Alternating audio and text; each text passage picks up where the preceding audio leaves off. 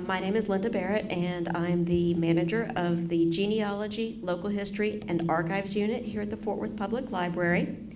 And we are grateful for this partnership with TCU's Center for Texas Studies, in which historians and scholars share stories that fill us with pride, stories that surprise us, and sometimes stories that make us mad. Understanding our community's past helps us learn so that we can build a better, more beautiful future. Studying the past helps us discover patterns we were unaware of, whether we are learning about art, immigration, industry, government, or other elements of society.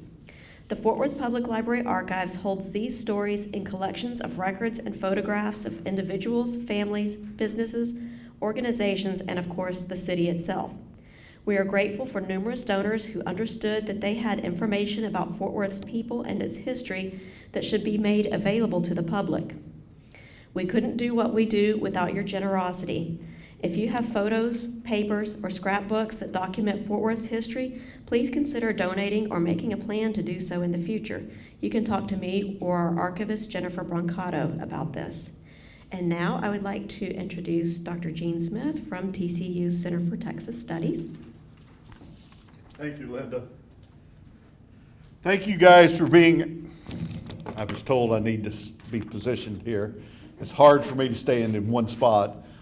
Thank you guys for being here today. I know there's lots of entertainment options as we enter the Christmas holiday season, but we do appreciate you being here, and we also know that there's another workshop being offered across town at another place, but you chose the right one to come to attend. But just to give you an idea, the Center for Texas Studies at TCU has been in existence since 2003, and we've been offering workshops since the spring of 2003. And these workshops would not be possible without the assistance, the financial assistance that has been provided to us by the Summerfield G. Roberts Foundation and the Summerly Foundation out of Dallas. They have supported these workshops over the decades, the almost 16 years, almost 17 years that we've been doing these. And I think we've offered a lot of wonderful programs to the community, and we plan to keep doing so. But to give you an idea of some of the things that we have in the works right now, next Wednesday, there will be a pop-up book signing event for a book entitled Buildings of Texas by Carol Rourke. It'll be sponsored by the Center for Texas Studies and the American Institute of Architects, the AIA. This event, if you're interested, it'll be on Wednesday from 5 to 7 p.m. at 6421 Camp Bowie Boulevard, which is formerly the Commercial Standard Building. And if you've never been in that building, it's really a wonderful piece of architecture. And as the email we sent out said, don't miss this rare chance to see one of Fort Worth's most unique buildings. Houston architects Mackey and Camrath were friends of Frank Lloyd Wright and devotees of his style of organic architecture, following its tenets. To balance a structure with its natural surroundings, they teamed with Fort Worth architect Preston Guerin to design a headquarters building for the Commercial Standard Insurance Company. Completed in December 1956, the dramatic L-shaped building is one of Fort Worth's few Wrightian-inspired designs. And so we'll be having a book signing there. It'll be a wonderful event, and Carol will be speaking about 6 that evening. So if you're coming out, be advised that parking is available in front of the building off of Camp Bowie Boulevard or off of Edge Hill Road in the lot in the back of the building. So hopefully we'll see many of you there at that event as well. Without any further ado, I will return the podium to Linda so she can introduce today's speaker to you. Thank you. I would like to introduce Jennifer Brancato. She is a certified archivist who earned her undergraduate degree in history with a minor in anthropology and archaeology and a Master of Arts in Public History at Stephen F. Austin State University. She worked as an archivist at SFA's East Texas Research Center and was later appointed assistant director of the center. After several years, Jennifer left Texas and worked at the University of Dayton in Ohio until she came home to Texas and joined us here at the Fort Worth Public Library in 2017. Thank you, Jennifer.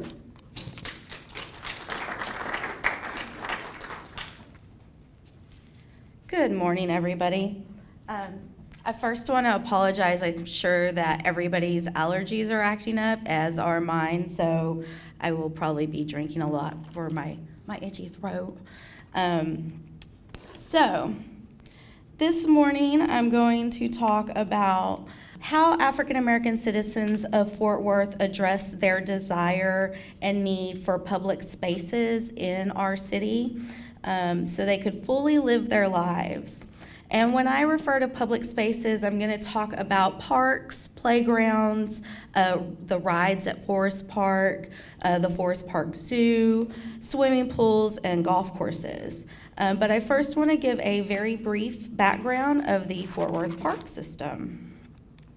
So our first park was in 1873, and it was donated to the city by Sarah Jennings and is named after her parents. 1892, we got City Park, which is Trinity Park.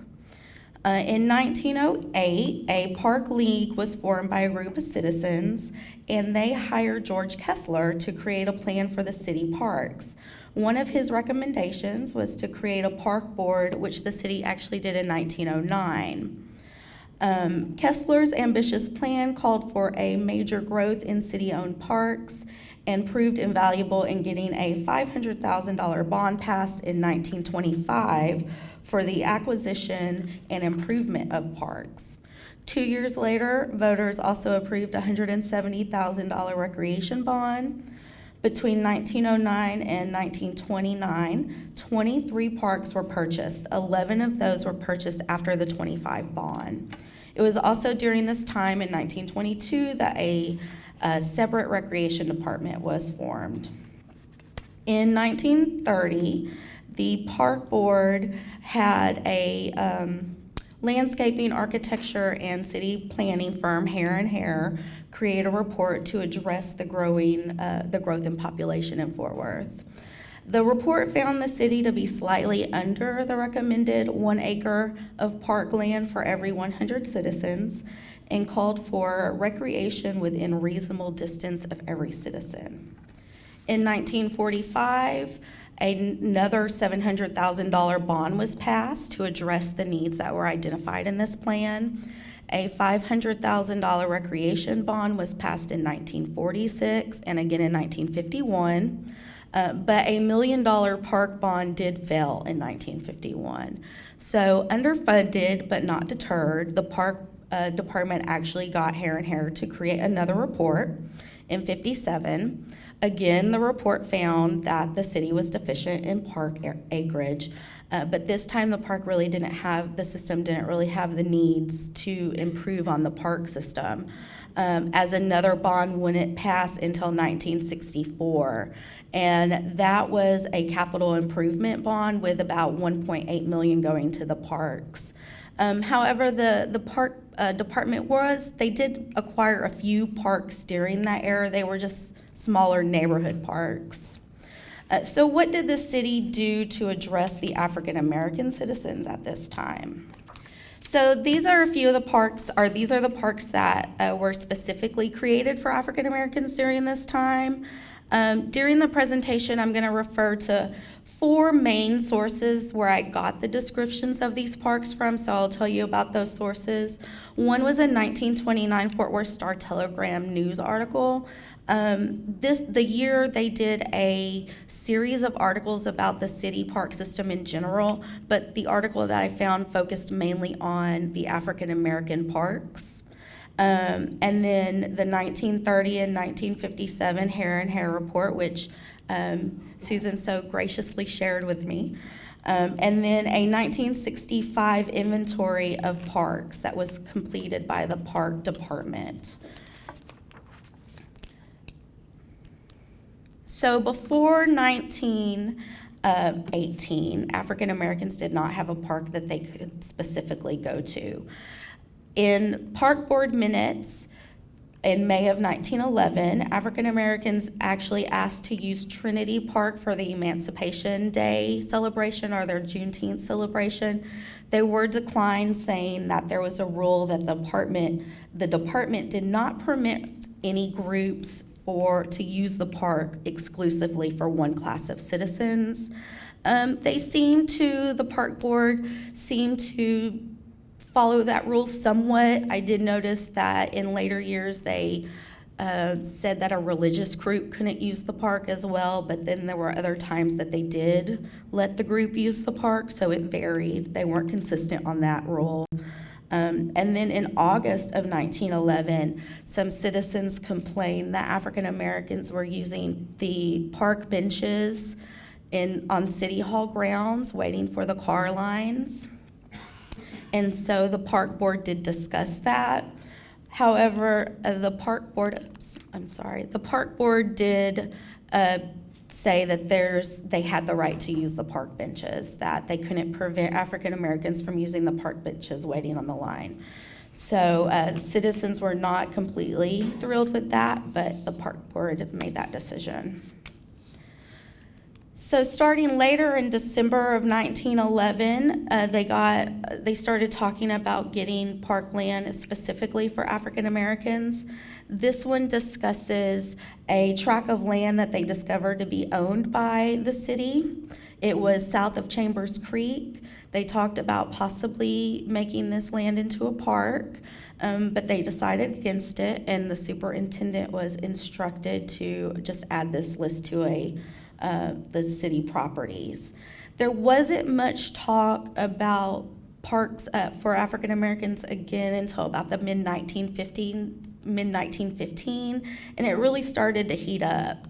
So there was a mention in August of 1915, a gentleman wanted to sell 19.5 acres for $6,000. This is from September and October of 1915. We got one from January 1916, December 1916, March 1917. So you can see they were really discussing land. In March, again of 1917, a gentleman wanted to sell 6.5 acres of land north of Douglas Park, which African Americans had been using. It was a privately owned park.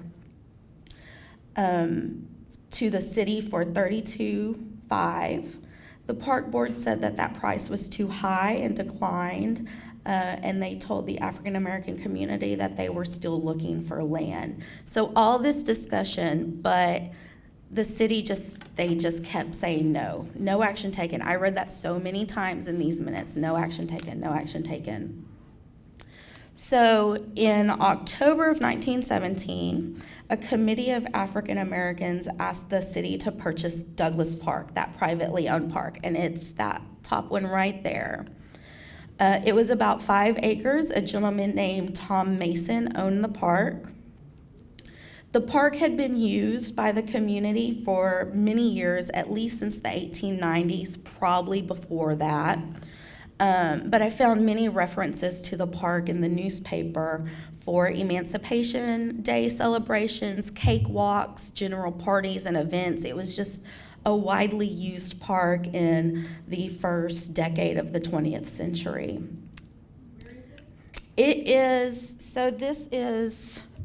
That's the river right there. So it's on the river bottoms right there.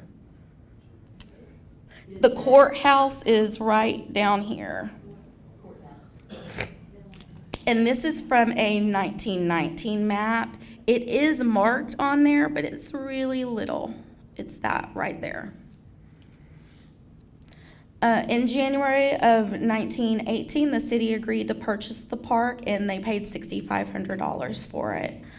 So they actually paid more money for the 5 acres than that gentleman offered for 6.5 acres. So that was a little strange. Maybe because the park was already developed. But in March of 1918, they hired Henry Davis to work as custodian of the park, and they paid him $70 a month. The board also agreed to use any concession sales from the park from the June 19th celebration for improvements to the park. Tom Mason, the previous owner, was actually awarded the concession contract for the park in general. The Emancipation Day celebration that year did have some city backing. The park board agreed to pay an African American band $75 for the day to play. They installed electric switch lights and had seats delivered for the celebration. There were some improvements that year. In early 1919, the board promised $25 of shrubbery for the park if the citizens could match the amount, and they did. So they got some new shrubs for the park. But later that year, in late 1919, yes? Can I just ask, as you go forward, can I assume that these parks you're referencing are still parks? Not all of them, no. Okay. No, not all of them. This is not a park anymore, and I'll get into that. So 2 years later, after they purchased the park in late 1919, the city began discussing the sale of the park. So in October of 1919, they got rid of the custodian. In December of 1919, they passed a resolution to sell the park for no less than $7,000. The city said that the park wasn't being used, so they planned to sell it and use it for other park purposes. An article that I found said that the African American community started using the old Harmon Park, which is that in that area. I'm not sure. I was not able to get into the Harmon Park. My understanding is that it was an amusement park until 1918, but I haven't been able to find much about Harmon Park yet. So I'm not sure what was there at that time and if they were actually using that park, but that's what an article said. So the city sold Douglas Park in May of 1920 for the $7,000 that they wanted. However, in 1922, the city repurchased the park in a sheriff's repossession sale and turned it into an athletic field. I'm not really sure too much about what happened after this.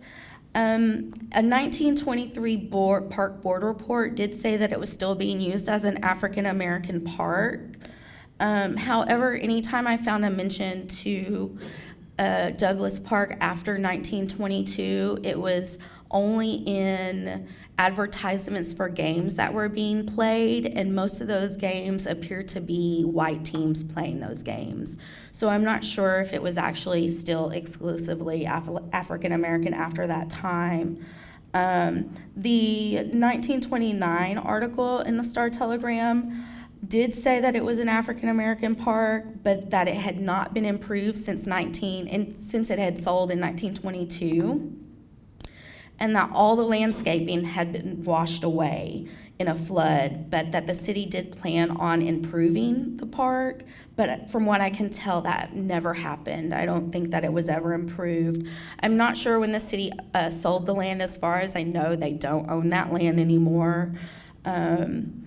It was also mentioned in the 1930 Hair and Hair report, saying that it was an undeveloped tract of land of less than 5 acres in the river valley, and that there was not a lot of population nearby, that its main use would have been for recreational needs. But if there weren't a lot of people nearby, I'm not sure how much it was getting used.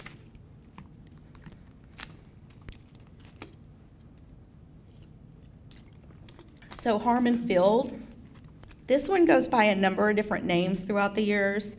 It was Harmon Park, Harmon Field, Harmon Recreation Center and Golf Course. It went through a number of names, but Harmon is always a part of it because the Harmon Foundation of New York gave $2,000 to the city around 1924 for the park, and it was exclusively for African Americans. At that time, it was listed as a little over 5 acres. It was being described as the park being 2 blocks north of East Front Street, in the valley just east of Chambers Hill. Now, this map is from a 1953 map. I couldn't really find it on any of the earlier maps. Right here is when it was already a golf course, but it did say that the golf course included that original 5 acres. So I'm assuming that's where the park was in the 20s as well. The 1929 article went on to say that the park as it stands today affords all the athletic and recreational equipment of the ordinary community park of the city. It is conducted as a playground by the Recreation Department, just as Sycamore and other parks for white people. It was not mentioned in the 1930 Hair and Hair report, and that's probably because it was under the rec department, not the park department. It was included in the 1957 Hair and Hair report. It said that it was 100 acres by now, but included the original 5 acres, and that it had a well-planned recreation building. The use of the golf course was not sufficient to justify the maintenance of the course. And that there was actually a request to sell 20 acres of the property. And the report said that if the land was sold, the remaining could be used for baseball, softball, tennis courts, general playground. The second 9 holes of the golf course were never developed. They only did the first 9 holes, and that they could possibly just not do the second 9 holes. In 1965 inventory, it just said that there was a recreation building, play equipment, 2 ball diamonds with backstops, but none of the ball diamonds were lit. And there is a Harmon Field. Harmon Field's still here. It's close by, so it's around the same area. So the next park is Dixie Park. I could not find this on any map. But this is a Sanborn map from 1926-27, and that's the park right there.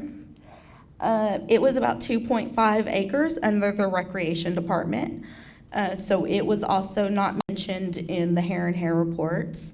The 1929 article said that it was bought around 1927 by the Recreation Department. And described the park as being entirely enclosed by a tall fence. Inside are a swimming pool, community house, horseshoe ground, and swings for children, and that it was more continuously used than any other park in the city. The community house is constantly in use as a community gathering place for musicals, programs of every sort, and speaking assemblies. The rec board minutes from 1930 did say that they improved the park slightly. They had some hedges and trees planted. There was some reflooring on the outdoor stage. They also removed all buildings except for the bathhouses. I'm assuming that the buildings weren't in great shape, so they removed those, and it had plans to improve it. I'm not sure if that was ever done. In 1940, there were plans from Hair and Hair to improve the park. They actually recommended putting 2 dressing rooms behind the pool with a stage connected. They suggested purchasing some land down here for a children's play area. They also suggested additional fencing and landscaping in the park, and to add a basketball court up here or another play area up here, but they suggested a basketball court. I'm not sure that ever went through either. Dixie Park closed in 1960, and this is the street view from Google today. So the pool would have been right over here. So that's it today. The next park is Greenway Park. It was about 60.25 acres under the park department. It was purchased in 1926 for about $15,600 out of the 1925 bond. The 1929 article said that there was a shelter house and a concrete bandstand in the works, that it was not completed yet. That Hare and Hare had drew up some landscaping plans, but those plans had not been put into place because there was no watering facilities nearby. And that the park was better adapted for picnics, large gatherings, and for elaborate recreational equipment. The 1930 Hare and Hare report said that this track was provided space for picnics, band concerts, playgrounds, and baseball. So by then there were some baseball fields. That it was partially wooded, and it was located near a African American community.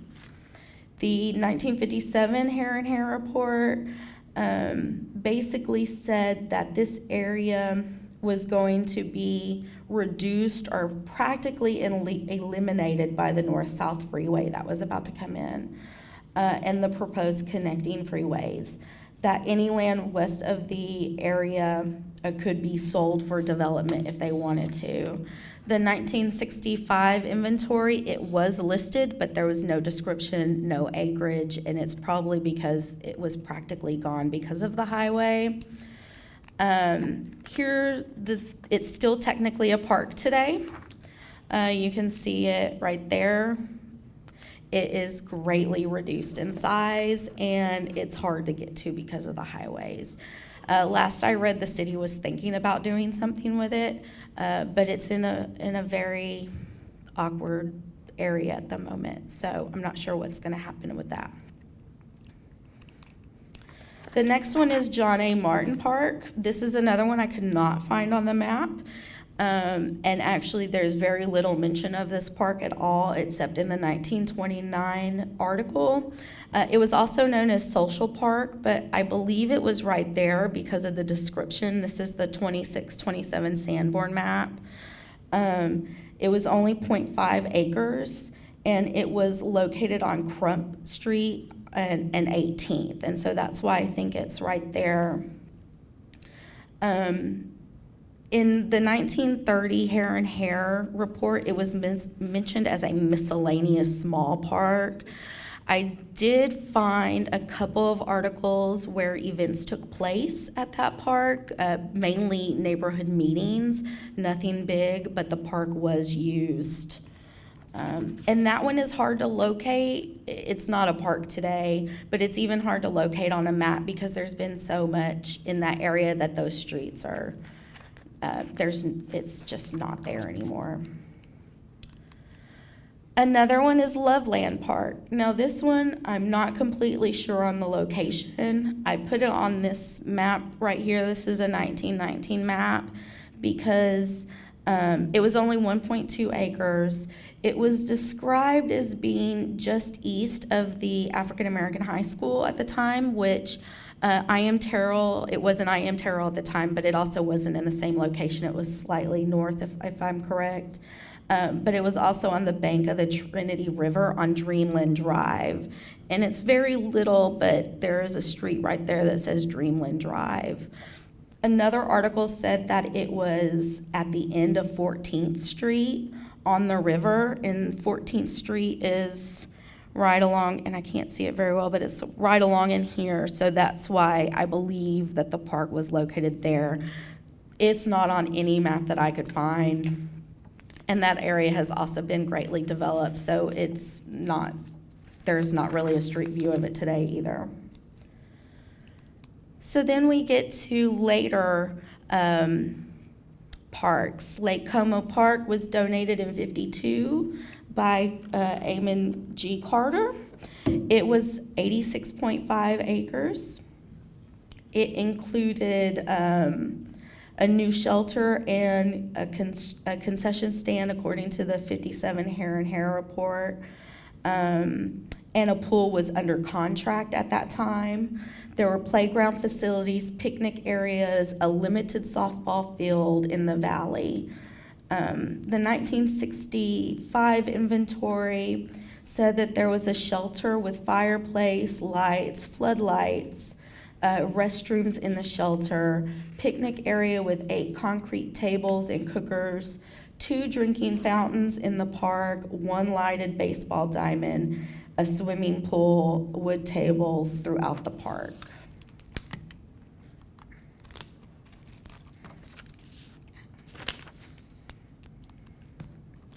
The next park is Quality Grove and Lincoln Park.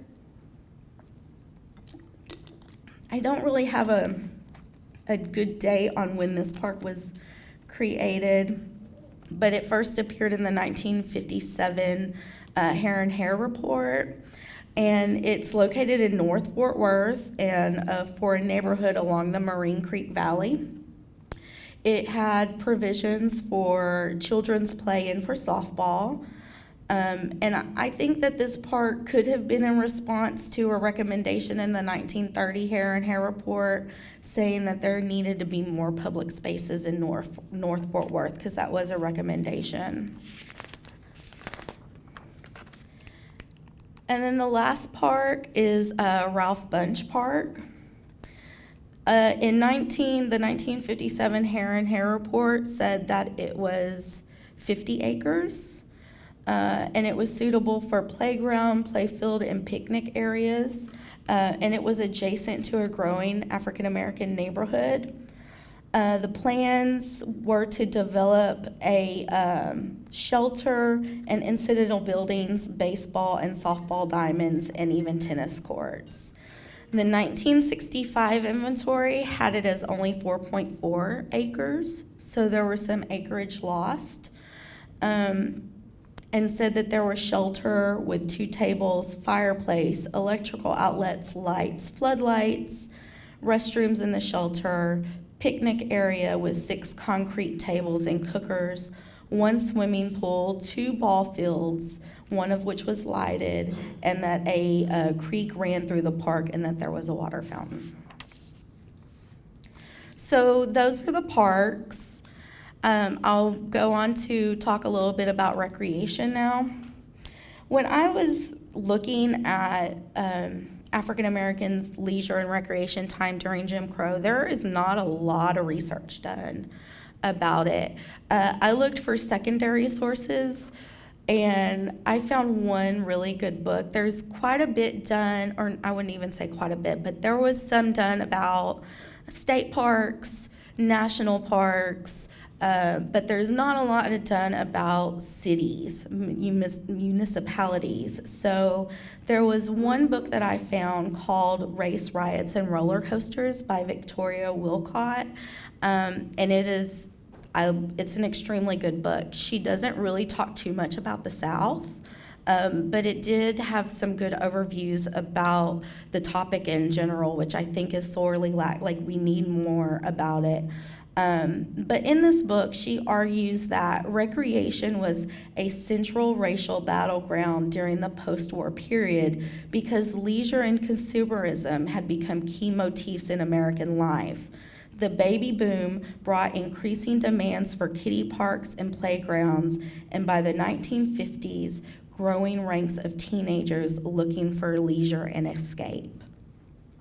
So I'm on board with that argument. I think that it's a very good one. I would go even further to say that desire for leisure and escape has always been there. Everybody needs it. We all need that relaxation and recreation. So how were African Americans dealing with what the city was providing to them before the post-war era?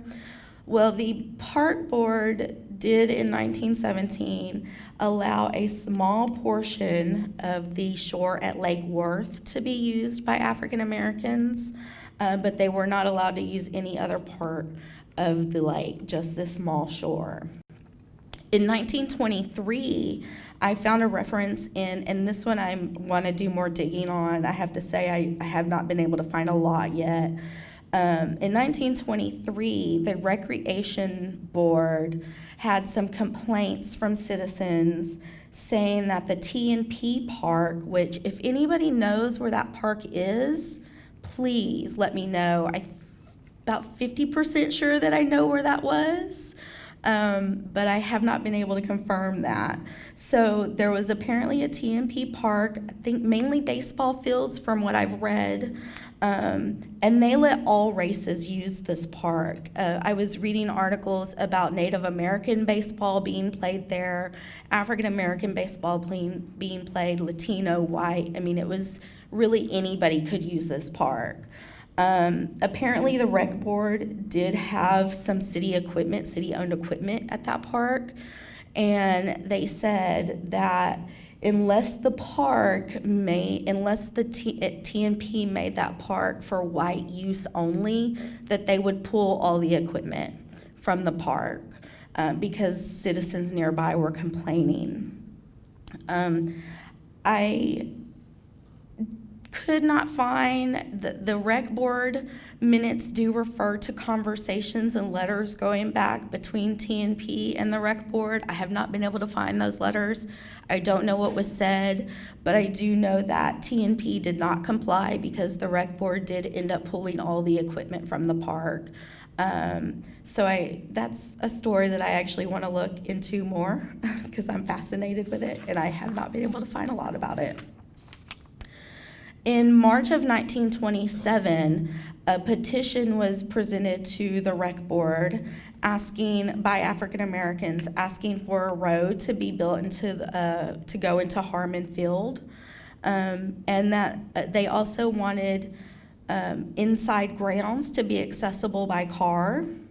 They asked for lighting so they could have evening events, and they wanted a small building so they could either put a zoo or a museum at the park because they didn't have access to the museum or zoos located in our city park. So the rec board said that they would look into it and try. This was in 1927. I'm not really sure that ever happened. I haven't been able to find anything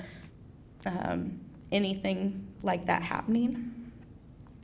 In 1930, the rec board did authorize a mini golf course to be put at Dixie Park. So we only have park board and rec board minutes up until 1930, so there's a big gap between 1940, after 1940. But in the 1950s, Fort Worth Star-Telegram and the press start doing more articles. So there was a 1950 Fort Worth Star-Telegram articles talking about the recreational and park needs in the city. There was only 7 out of 29 supervised summer playground for African Americans, 7 out of 29. African Americans only had access to one city pool. The rec board sponsored movies during the summers, and there was a lot throughout the city for white citizens. There were only 2 for African Americans, one on Monday night at Butler Place and one on Wednesday nights at Lake Como. There was only 1 lighted softball field, 2 lighted tennis courts, and the African American community actually had to build a makeshift golf course at Greenway. They didn't have greens, and they had no help from the city to do that. In May of 1951, the Texas Social Welfare Association of Tarrant County spent a year studying Fort Worth recreation.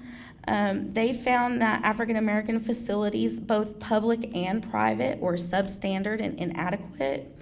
The survey found that Fort Worth provided 1 acre for every 30 white citizens, 1 acre for every 30 whites, but only 1 acre for every 1,006 African Americans. So that is a huge, huge difference. And African Americans could only visit the zoo, botanical garden, and children's museum by special appointment, except for June 19th. They could go on June 19th. In a June 6, 1951 article, The Botanic Garden, Fort Worth Park concession, or Forest Park concession rides, and the zoo claimed that they were now open to, quote, sponsored groups of African American children, and that they were opening 12 acres of the Broadview picnic area at Lake Worth to African Americans. I'm not sure how opening that, and I would like to really get into the details of the difference, but I need to find out more. What's the difference between special appointment and sponsored groups? I'm not sure what that meant and what the difference was. But the recreation issues also went into the private ownership as well. In 1951, Southside citizens protested to the city council that an owner of a privately held Danceland ballroom rented to African Americans for a Juneteenth celebration. The council, of course, didn't act. They couldn't do anything. It was privately owned. But the owner commented that, he had rented out numerous times to African Americans, never had any problems, and that he defended his right to keep renting out that place. And so I found that really interesting that it was even people were protesting private ownership. I don't know why I found that interesting. I knew that, but it was just, you see it in black and white, it's not fun. So golf courses. African Americans actually started asking for a golf course in the 1940s. And there were golf courses for whites. In a 1950 article, it referred to the Fort Worth Negro Golf Association sending a letter to the city council asking what was being done to provide African Americans with golf facilities. The park board blamed the rec board. The rec board blamed they were blaming each other. They were two different departments still. The park superintendent even went as far as blaming the African American community. He was quoted as saying, "Every time anyone tries to do something for them, they stir up a hornet's nest. We realize we're not providing proper facilities for them, but we are trying to work with them." In 1954, those 9 holes at Harmon Field opened. We know those 9 holes the last 9 holes were never finished. And that could be because in 1955, the NAACP brought a court case to the U.S. District Court here, and that court ruled that Fort Worth had to integrate the municipal golf courses. So by 55, African Americans could use any golf course. And this is actually, it's, I believe, from Worth Hills Golf Course. This picture is not from Harmon Field. In March of 1958, the council agreed to sell 6 acres of the Harmon Field Golf Course for the state highway. They sold it for about $40,000, and they closed the course. A councilman pointed out that all municipal courses were now open to African Americans, so closing the course would not be considered discrimination. Swimming pools. Swimming pools were a major issue. In Wilcott's book, there were some very violent protests throughout the United States concerning the integration of swimming pools. In both the North and the South, it was throughout.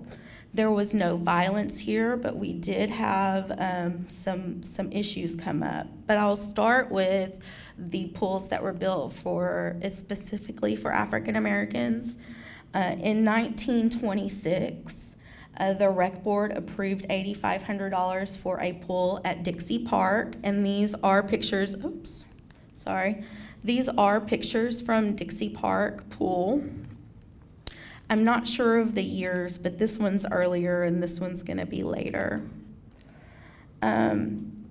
The pool was open by that summer, July of 1926, because by July 18th of 1926, the Dixie Pool had already brought in $461.80, which was low compared to, of course, Forest Park Pool or Lake Worth Beach, but it was more than the Weatherford Street Pool, which it was being used quite a bit by the community. So in 1955, after following the ruling on the golf courses, NAACP leaders hinted at a court battle for the swimming pools the following year in 1956. In response to the hint at a court battle, a councilman said that if the case was brought forth or if they won the case, that he would work to close down all the pools. He was quoted as saying, "I think we'd squander taxpayers' money by keeping pools open on a desegregated basis because not enough people would use them." The council actually did follow through. The summer of 1956, the plan was to keep all swimming pools across the city closed that summer so they didn't have to integrate. One councilman did suggest opening them as usual and seeing if the courts would force integration. And if they were then forced to integrate, they could just wait it out and see how much money was lost, if any. The rec board voted they didn't pay attention to this suggested, and they did vote to keep the pools closed that summer and study the proposition of building a new pool at Lake Como. The mayor agreed with the decision, and he was quoted as saying, "I don't think they could operate on a profit if the pools were desegregated." The city did think that the NAACP could win a court battle, but the NAACP representative said that, well, if the pools were closed to everybody, there was no, the courts couldn't force them to open it to everybody if they decided to keep them closed. He did go on to say that the people in the Como area would be, of course, happy with the new pool, but he didn't think that that was the answer to the issue. The city actually did rescind and ended up opening the pools on a segregated basis that year. There was no court battle, and there didn't seem to be any problems that summer, except there was still only Dixie Park Pool for African Americans. In 57, the following summer, or early in 57, the rec board said that there was progress being made at Como on the pool, but it was very, very slow. And if you remember in the 1957 Hair and Hair report, they did say that a pool was under contract. Well, that pool was under contract for a while, apparently. One city councilman actually suggested, among other things, like buying more land for Lake Como for a baseball diamond. But he also was like, we need to get this pool constructed quicker. He also complained that the rec department was letting Dixie Pool fall by the wayside, that it was in really poor shape and they weren't taking care of it. The park director responded by saying that the city had spent over $40,000 in the past 2 years on Lake Como Park, and that buying additional land was not possible, partly because there were already plans to extend some avenues around it, so it just wasn't going to be feasible to extend that park. And then he went on to say that the pool was the rec department's problem. He didn't say problem, but that was under the rec department and it was their concern. The rec department responded by saying that they finally had plans for the pool, but that the cost was too high and they were trying to get the costs down. They were also kind of waiting to see if the federal government would help with the building of the pool, and they were just trying to get more money for it. The pool eventually did open. This was all taking place in early of 1957, but the pool was finished by that summer, so it opened in the summer of 1957. But then 1958, the pool issue remained. They were still segregated. The city even considered a proposal of allowing commercial swimming pools on public land, because then the private owners could keep the pool segregated. They did not say that, but that was the reasoning behind it. I never found out when pools were segregated here. Does anybody know? Because I'm still looking for that date, like when they were finally opened. And I never found out when the Botanic Garden and the zoo had unrestricted access for African Americans. So those two dates, I'm really looking at trying to nail down. But in 1960, the city decided to build 4 new pools. 3 of them were serving African American populations. But that same year, Dixie Park closed. So 1960 was when Dixie Park closed. So these are some of the sources that I used. I do think that, like I just mentioned, I'm still trying to nail down some dates. It seemed once some of these things were integrated, they kind of the newspaper didn't talk about them too much when they were finally fully integrated. So I'm trying to nail down those dates. I feel like every time I find something, another question opens. I'm sure as researchers we know that happens, that there's always more questions that I feel that we can answer. But I hope to continue looking into this topic and talking with people that were alive during that era and really getting to know the parks and recreation. And I'm hoping that more people across the country really start doing more research into leisure and recreation during Jim Crow, because it's a fascinating topic that has not been researched that much. So, are there any questions for me? Yeah, so did you talk to people? I was not able to talk to people. I had so much in the Hair and Hair report and going through the newspapers that I wanted to get more of the details down before I went out and started talking to people. There wasn't much known about Douglas Park, and I really started digging into Douglas Park, and there was no one around. There's no one around at that time. So I spent a ton of time researching Douglas Park. And now that I have a lot of information about that, I'm going to start looking. I watched some of the oral histories that were done by TCU, but they didn't really talk about recreation and leisure. I think that most of the time when you talk about integration and Jim Crow, you talk about buses and you talk about education. And so oral history interviews don't really cover the topic of recreation and leisure. So I'm going to have to do all new interviews with people.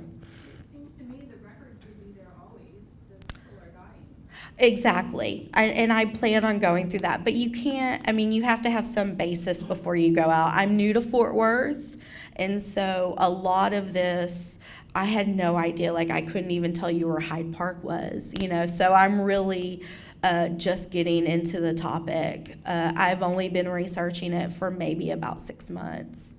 So it's a new topic of mine that I plan on continuing. So you don't have any sense, this was very, I'm sure very accurate and all that, but it also was very dry and did you come up with any sense of what it was to be African American? Well, I'll never know what it was like to be African American in the 1950s. Are you writing a historical fiction? I think that historical fiction would be. No, I'm a historian, so I want facts, and I want to base my conversations when I'm able to go talk to these people. I want to be able to have the background knowledge before I go ask questions, because I can't approach people without having some information about what was around. I mean, I talked to a few African Americans in passing from the Tarrant County Black and Historical Genealogy Society, and some of them had no idea about the earlier parks. I mean, they had never heard of Douglas Park, they had never heard of Martin Park, they had never heard of Loveland Park. And so there were some times when I would ask about these parks that they had no idea. They were also talking about parks that were initially built for the white population but had changed over into, after integration, had changed into being more used by their community because the neighborhood had changed. And so there were some that didn't even realize that the parks they were using in the 70s were actually built for white citizens of the city. Do you know if the NAACP has any archives or historical information? They do have some. I have not been able to contact them. Most of those are local, so I would have to find the Fort Worth chapter to see. When I was in Nacogdoches, I know that the local chapter there had archives, so it really just depends on how well the local chapter kept documentation. Did you go to the zoo for their records? I have not been able to go to the zoo yet, and I'm hoping that they have some information. About, I guess about 40 years ago, I was a student doing a project. It was a one-year project on the history of Fort Worth Park and Recreation Department. And so, with being that long, so I had all of these little 3x5 cards that I took notes on. I was hired by the Fort Worth. Oh, awesome.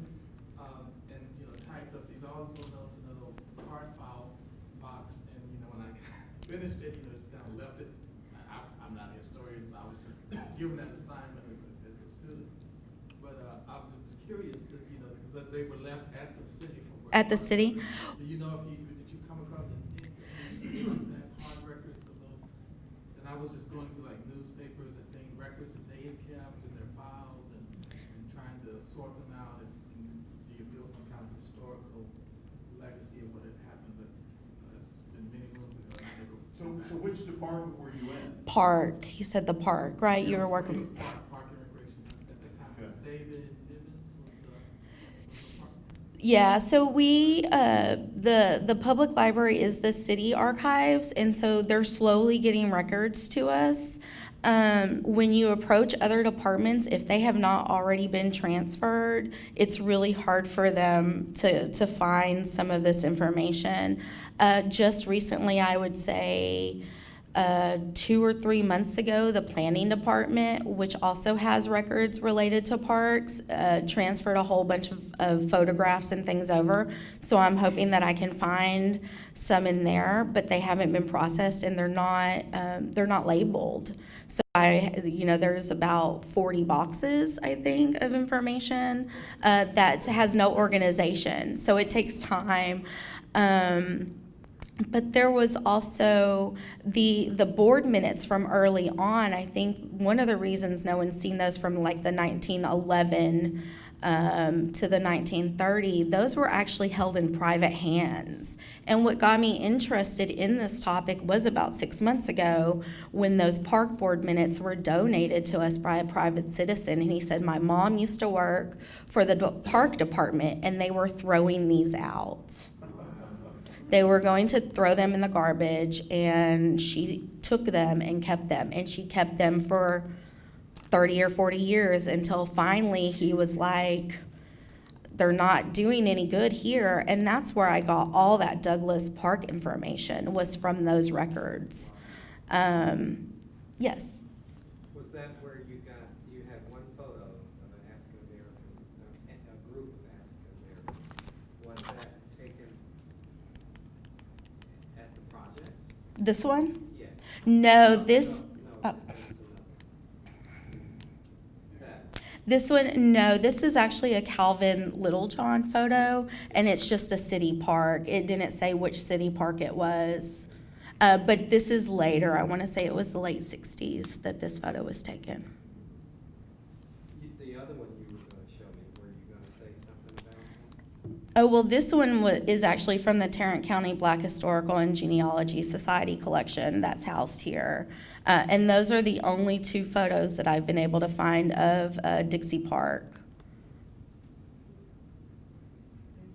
There's one photo from the 1930s that shows a tree planting ceremony as part of a WPA project. I saw that. So she has a really good book with parks. There's also a really good picture of Douglas Park in that book. It's not dated, but I would say that was probably about the time the city purchased that Douglas Park. But I didn't have the right to use that photograph, so I couldn't use it. But it's a really good, her book is really good. It covers all Fort Worth parks in general, the history, and it goes way past what I did because I did stop just for the Jim Crow era. That photo you have in the rotunda, out there in the library rotunda, the projects, the one where you announced this presentation, The book? where there's a photo. The poster. Oh, no, that is from Butler. And that is from the city, that picture was from the City Housing Authority, and that was taken in 1940. But it was a park, it was a playground in Butler projects. Yes. I'm not sure how it was in this part of the country, but I know in other parts of the country in the 20s and 30s, when automobiles became more reliable and streets were paved, that a lot of city parks actually started out as being car camping parks. And did that happen in any of these parks that you looked at? Not that I could find. I know that Lake Worth had some campgrounds that you could rent. There was some controversy surrounding that, and that was even just in general. They just said that the campgrounds were ruining the lake, but I didn't find that in any of the African American parks. Thank you. Mhm. Thank you, Jennifer. Adam McKinney, I'm a professor of dance at TCU. Hi. Hi, good to see you. I'm thinking about, and I don't know necessarily that I have a question, but I'm thinking about the history of Fort Worth and the ways in which space is used to provide access or deny access to resources. And I'm thinking about the implementation and the carrying out of racist policies through space historically, and the ways in which that continues. So I'm thinking about most recently, perhaps in the last 6 months, about a woman posing as a Fort Worth police officer and telling Latinx young people to get out of the park. I saw that video. And I'm thinking about the public pool in McKinney, Texas some years ago, where a police officer threw a young black girl, perhaps a young adolescent woman, to the floor, to the ground, and arrested her. And I'm also thinking about why pools were so much more contentious than spaces that did not have water. And I'm thinking about pathology. I would say heat. That's and contagion. Yes, and that's one of the reasons why pools were much more, the mixing of the races was much more in a pool looked down upon. Actually, at one point, pools were segregated by gender as well. And so that was one of the reasons. But there was also in the book that I mentioned by Victoria Wolcott, which I couldn't find any instances here in Fort Worth, but there was talk about how places like roller rinks were also a big issue, and it was because young people were mixing And the older generation didn't want the young people mixing because they were worried about, teenagers and sex and the things that teenagers do. But also changing social mores. Yes. So. One of the ways African-American communities dealt with the segregation issues is at a local church downtown Fort Worth, there's a pool that is located there.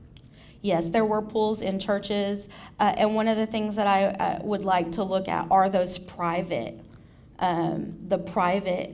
instances, because there's also like the YWCA and the YMCA for African American children during this time, and they were providing some recreation for them. I started looking at some of that, but I wasn't able to get too far into it. We have the YWCA records here, and it's across, and we have some YMCA stuff from the Tarrant County Black Historical and Genealogy Society.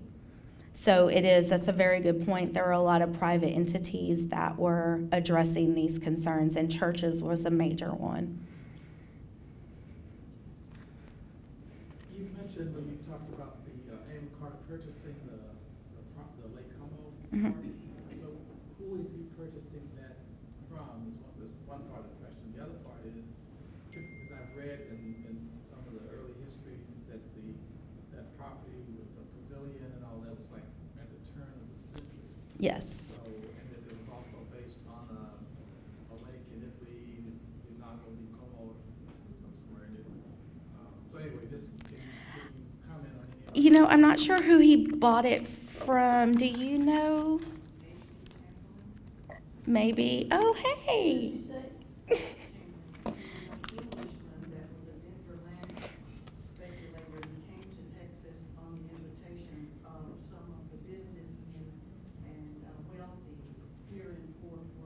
She is the Lake Como expert. He saw Rolling Hills, McCart had his land, and when Chamberlain came, McCart took him and showed him land, and Chamberlain was impressed because of the rolling hills. If they're still rolling hills, they may not be as prevalent as they were then. And so Chamberlain bought property from McCart to develop the lake, the pavilions, and that was in the late 1890s. Yeah. And the west side of Fort Worth was not developed until the late 30s, 40s, and England Carter bought up west side property there. Specifically, it's my understanding, it was developed for Black communities. It was. To get to their employers. Yes.